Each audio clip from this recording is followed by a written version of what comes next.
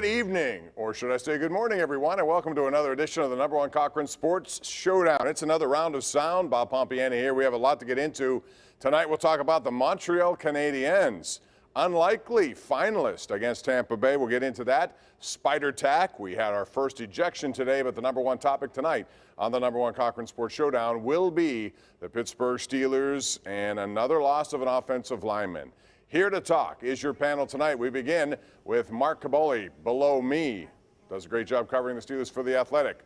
Opposite me at the top, it's Chris Mack from 93.7 The Fan, the morning show. And below him is Andrew Filliponi, the PM team, every day 2 to 6 on 93.7 The Fan. So Mark Kaboly, let's begin with you.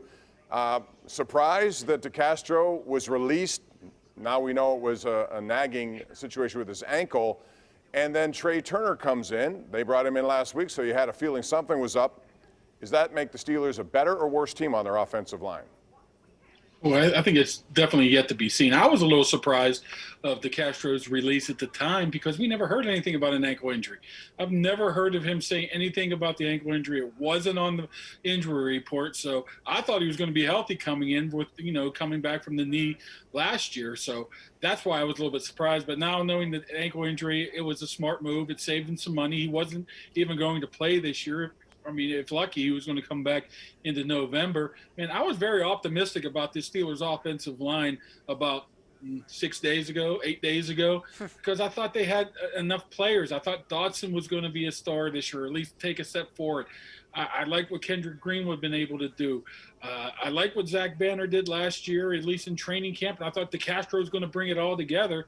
Right now, I think DeCastro's lost. I mean, you don't know what you got with Trey Turner. You got a guy that hasn't played a full season in 4 seasons. Now, if he can come back and be that Pro Bowl guy, it's back on track. But I don't know if I can believe that right now until I see it. So I'm really down on this offensive line. Yes, just because of the loss of David DeCastro. I think it's that big of a deal. Well, guys, I don't see how a discount guard, in this case Trey Turner, at full health, can be any worse than what David DeCastro was when he was dinged up last year. So I look at it as a simple A-B proposition here. You could have an injured David DeCastro trying to congeal that line together the way Mark just talked about, or you can have Trey Turner come in, who seems to be over his injuries and who's a 5-time Pro Bowler himself. So and you do it at a big discount over what you were going to pay DeCastro. So for me, it makes sense. Well, it was their only move in June. But I think there's all kinds of questions now about the clandestine way that the Steelers went about handling his ankle injury. Because if you would have told me at the end of the Browns game, Bob, that David DeCastro had 2 ankle surgeries and was bothered by it all year, I would have said, why are we bringing him back with a $14 million cap hit? I would have either forced him in March, take a pay cut now, or we're going to cut you and go into free agency and go into the draft and look at guards. I mean, the only guy left was Trey Turner. I suppose now, given the circumstances, they did okay.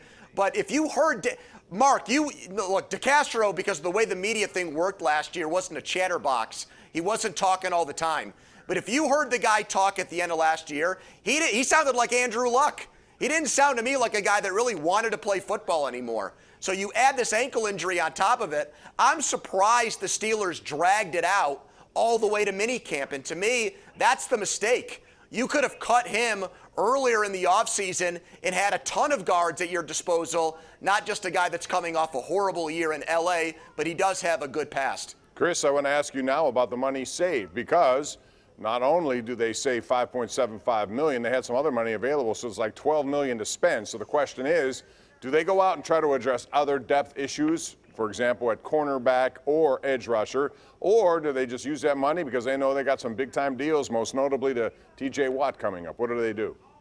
I mean, you go out and try to plug a hole, first of all. I mean, if you brought back your franchise quarterback because you believe you still got a shot, then you fortified the team at every possible spot, whether that's a veteran edge rusher who may still be available, like Ingram or Houston. But I more than likely would look for corner, because that's the spot where they're in the most trouble if they run into an injury or two. And if Steven Nelson is willing to swallow his pride, then I invite him back at less than obviously he was going to make this year in the first place. But why not? I mean, we saw what the guy was capable of in 2019. I think last year, a weird year, a blip on the radar for him. I think he could still be certainly serviceable at the very least, if not good. And that gives you the kind of depth you need at corner. You need 3 starters, and they only have 2 right now.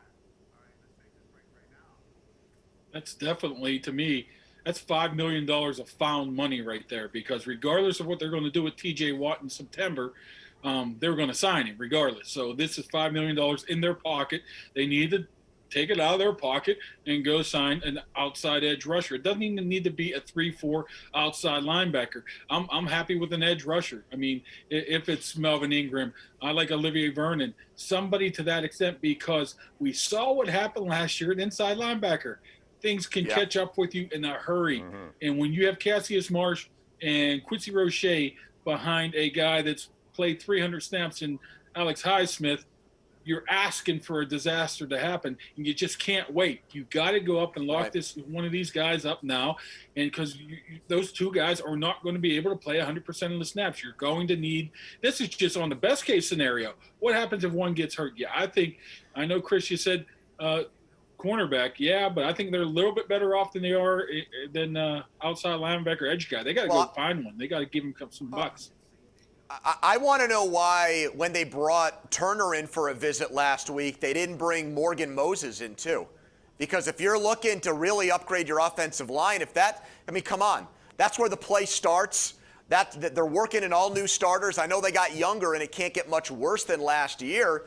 But if you could have found 2 offensive starters for one, if the trade is Turner and Moses for David DeCastro, even somebody like me who thought if DeCastro was healthy, you were going to get probably, a huge upgrade at the position this year. He was going to play much better.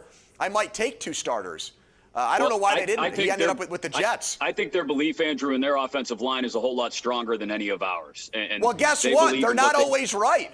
Guess what? I mean, they've got 6 Lombardi trophies, and they haven't had a losing season with Ben and Tomlin together in a long time. But I don't see objectively how anyone could look at their offensive line right now and say, that's a unit that's good enough to compete for a Super Bowl with. Sorry, because we've all seen Chooks. It's not like they've got a guy who's a complete mystery box item who's coming in out of nowhere that the rest of us haven't seen. We watched the guy flail at right tackle. And if he goes down, what is it, Joe Haig? I mean, the Buccaneers changed their entire lineup to make sure that guy didn't play last year. So that's what I would have done. Their offensive line, I'm with Mark. Their offensive line is in deep, deep, deep trouble. Yeah, it is. And they also have a guy like Zach Banner who looks good, but he's only played a couple of games in the NFL as a starter. So they got a lot of ifs on a team that's expecting to do real good this year offensively, but it all starts with them. Real quick now, make this quick around the horn. Mark, we'll start with you. The Steelers found out this week they are not going to St. Vincent College in Latrobe. While the Cowboys and the Chiefs are off to wherever they want to go, the NFL didn't have a problem. What's behind this move, and why did the Steelers get rejected? Make it quick, please. Well, what I was under the impression of, or was told that the Steelers' plan did not coincide with what the NFLPA was happy with. That's all it was. It was nothing to do with the players, nothing to do with the NFL. They were okay with it. The NFLPA said no. So take it for what it's worth.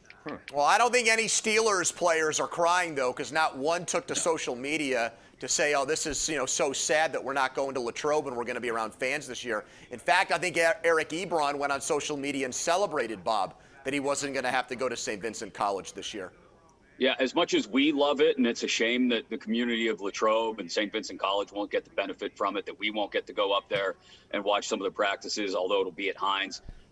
You're right, Pony. These guys want nothing to do with sleeping in a dorm room, and as much as it's important to team building, and I really do believe that it is, I don't think they were necessarily excited for it. I think it's very important to that, and I think coaches like it, and I think the team should get precedent on what it wants to do. Now, the NFLPA is very powerful, and they flex their muscles right there. We're going to take a break. When we come back, we're going to talk about Spider Tack, Garrett Cole, and someone you may not have heard of, Hector Santiago, Code Red. That's next.